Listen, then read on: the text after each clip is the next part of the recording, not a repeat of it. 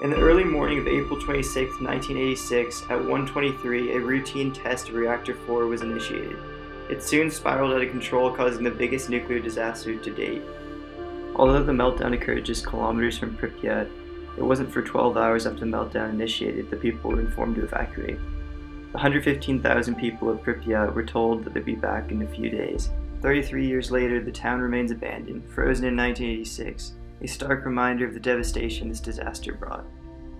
Although many of the people's belongings lay in the same buildings and rooms, nature is almost entirely taken over.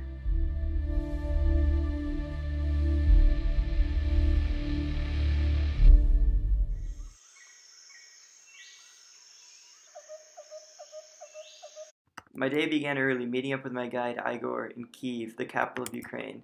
We set off 150 kilometers to the first checkpoint of the exclusion zone.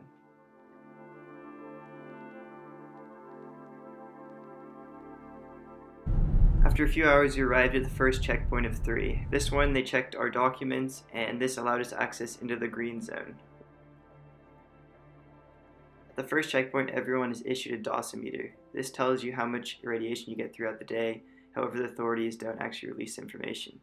That being said, you could bring your own Geiger counter that will tell you both the current radiation in certain spots per hour and also your total throughout the day estimate.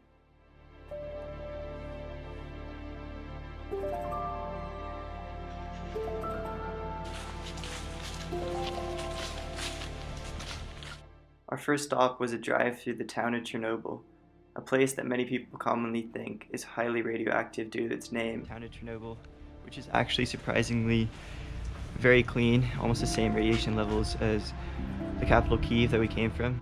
The Chernobyl power plant workers during the time of the disaster were not living in Chernobyl town. They were actually living in Pripyat, a town built for the workers and their families, the town that suffered the hardest. That trial after the accident took place here. Judgment court. Radioactive fruit. Strontium natia. This one, cesium-137. Unlike Pripyat, which is still a ghost town and most likely will remain one forever, Chernobyl is actually a functioning town today.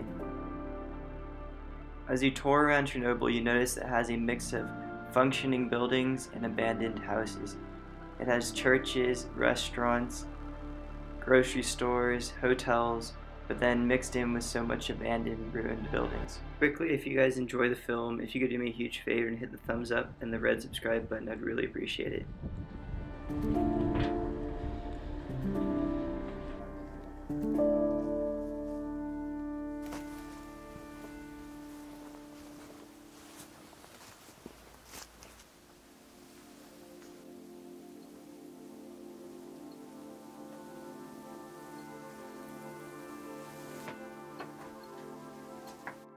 The exclusion zone is also home to hundreds of dogs and other wildlife that actually, interestingly, studies have been done to show that it doesn't have any impact on their lifespan. After you see dozens and dozens of abandoned houses, one every couple dozen will have a little sign on the door that says, "I live here, please don't come in." It's one of the 50 permanent elderly residents that have come back to live in their original home.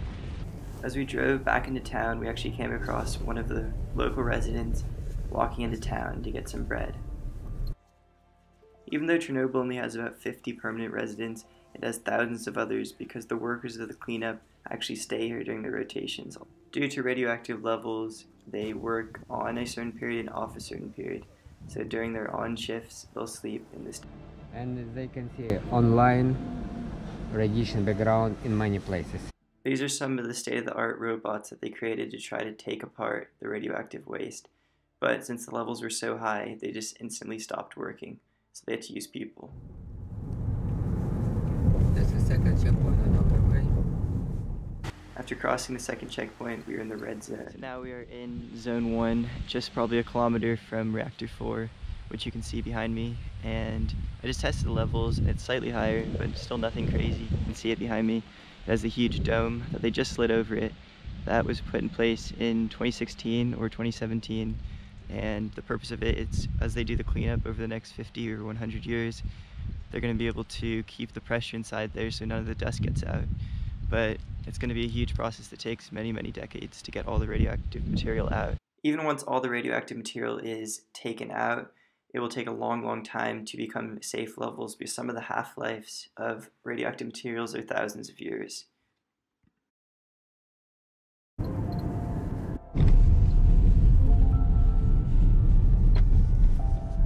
As many people are coming here, so the authorities together with local guards did exception for us. This is what it looked like just a few years ago before they slid over this dome that gave it extra protection for when they dismantle it.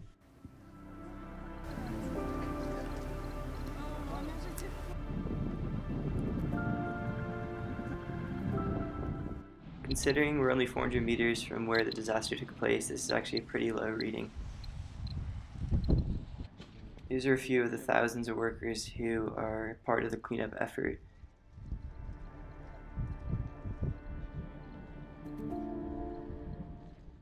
About a kilometer away from reactor number 4, right by the Pripyat sign, you can find the Red Forest. This is one of the most radioactive areas in the whole exclusion zone.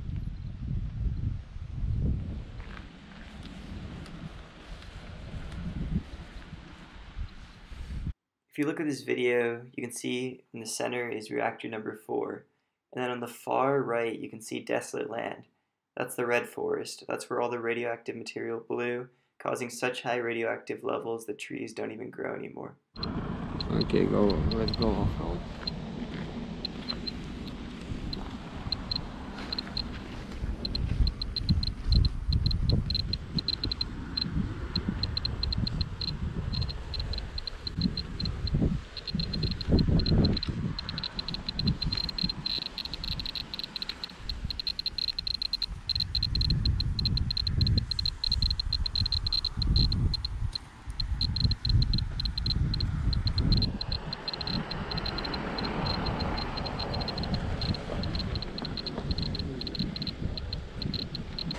This is why if you put it closer, it will be more.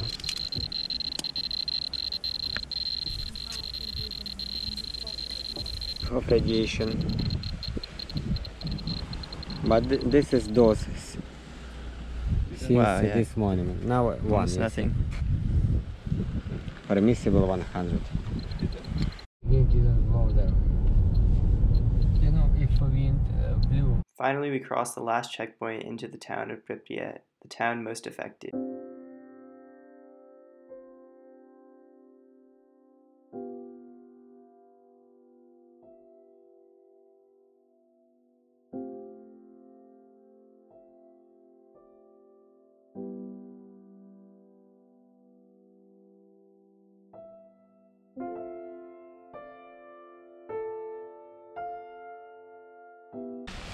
So during the cleanup, they removed 15 centimeters of the topsoil that was super contaminated, and they replaced it with this asphalt.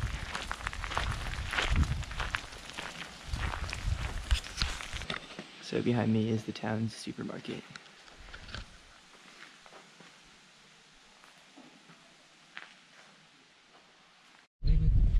And since the continuation of the enemy has changed, it is not radiation.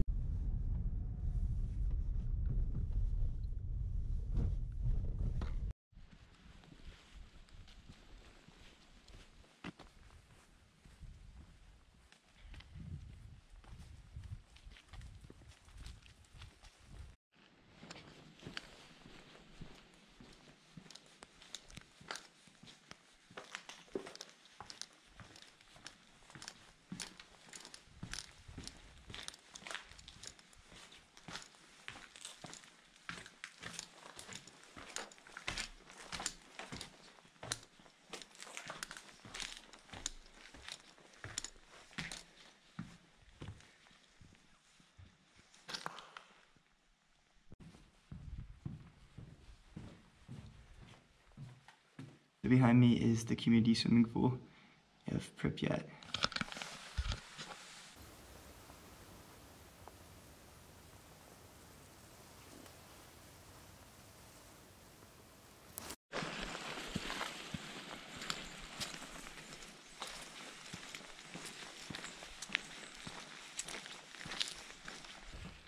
this is one of the schools in Pripyat.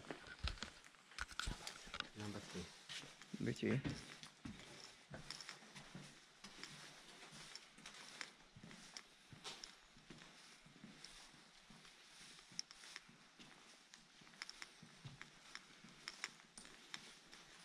These masks. Jeez. Not because nuclear power plant nearby, because America far away. Cold War time. Why the school is full of all these gas masks isn't because of the nuclear plant that was just a mile away, but rather because of the Cold War. So if you look over here, it's just full of all the gas masks that they had for the children at the school.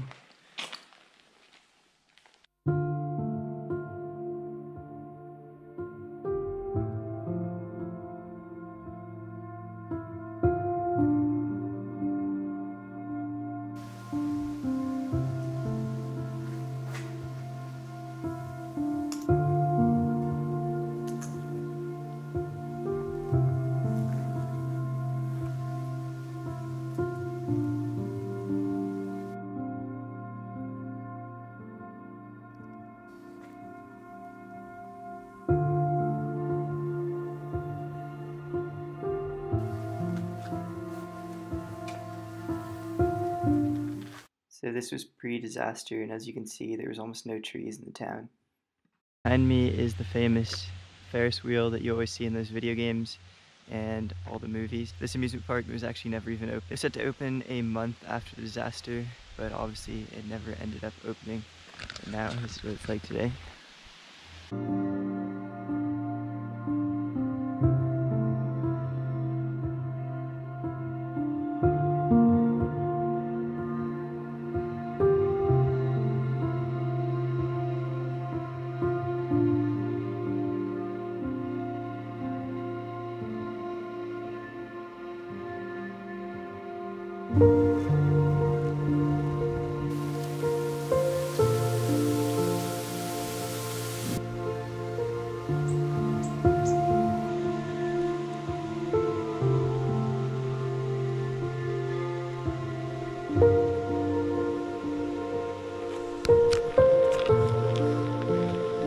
The merry-go-round spinning itself in the wind, which is super eerie. So it's the radiation hotspot, 31.46. Okay, let's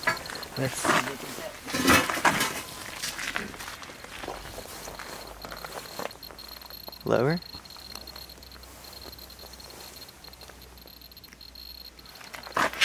So is it that's radiating?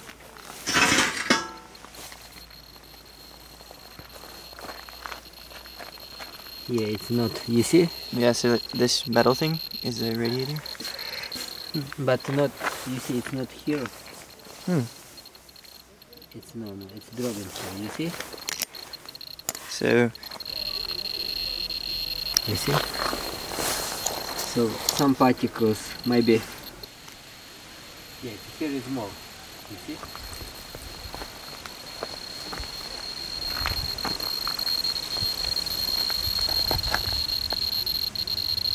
So it means some, you see, some dirt, some sort of prediction how much would be in 1 hour. You see, microzeros per 1 hour. Dance hall. crazy how nature is reclaimed and brought in this beauty to such a sad place. One of the best fall colors.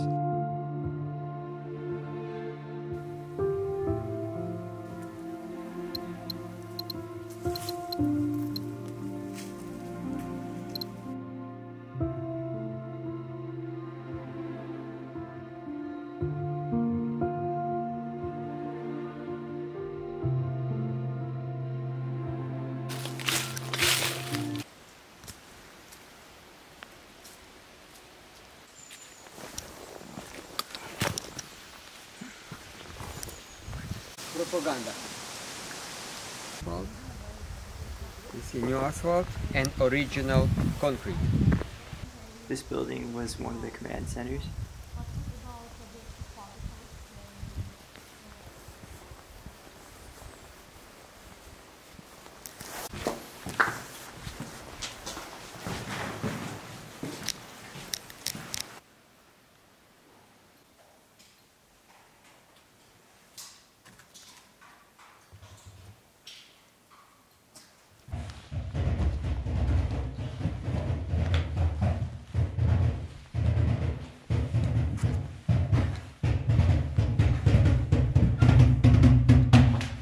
Very good.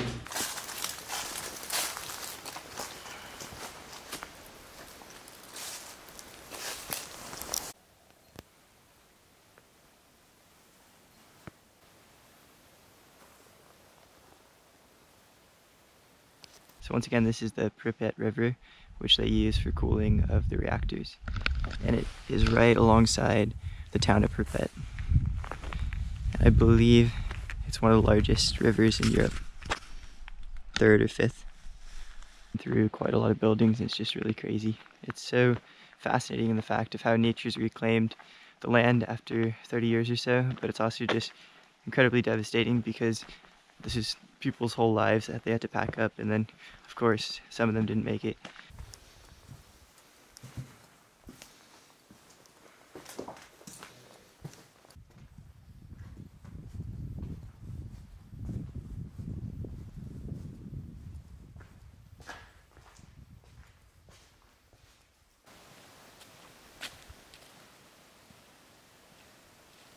Creepy dolls?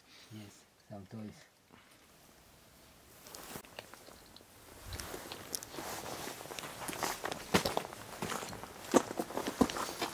Look at that tree just growing.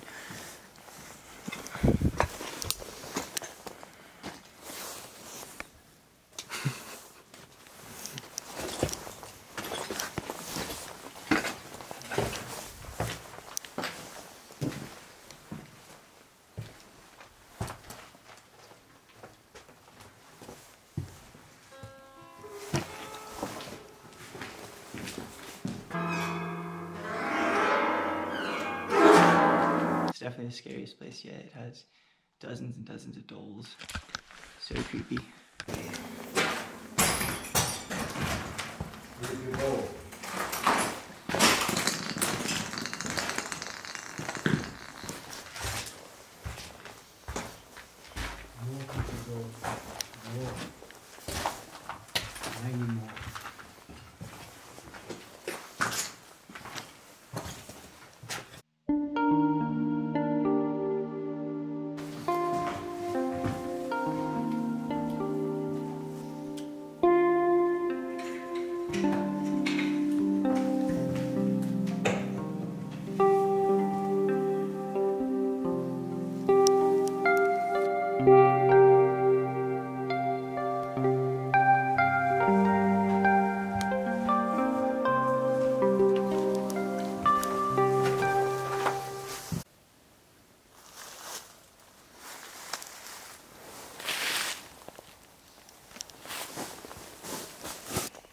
So standing on the pavement, it's only 0.83.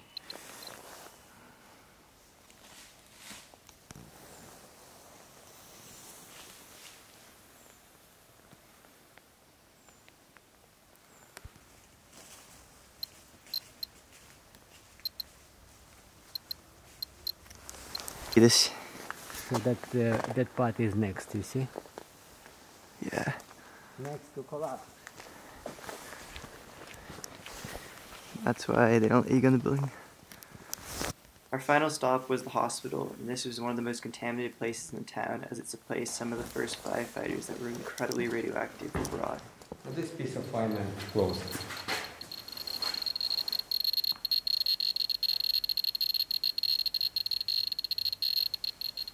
This one is being blocked by that bunch of sand. Bunch. You see all that? When the first firefighters came to this hospital, they were super radioactive, so they took them down to the basement, and there's still firefighter outfits down.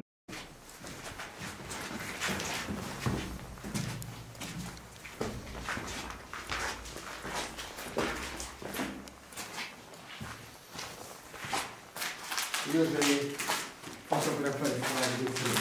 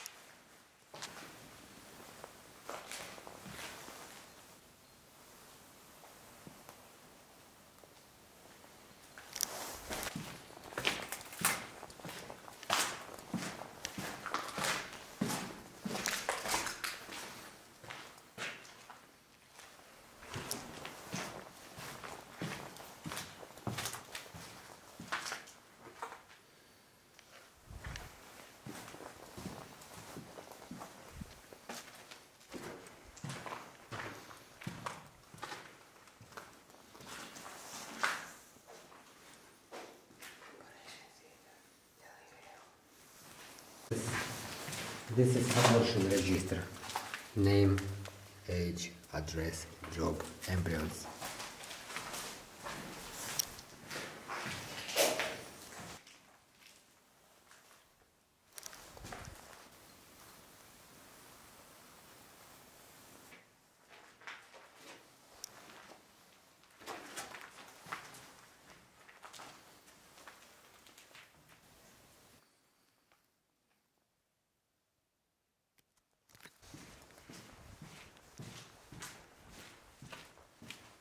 Outsiders were brought to this hospital.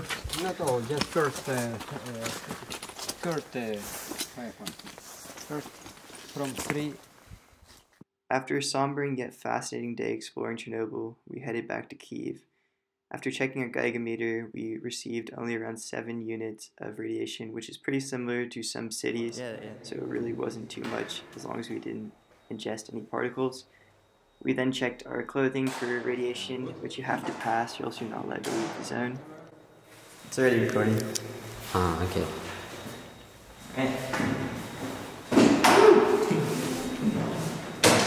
If you're not good, you cannot go even through. Then what happens?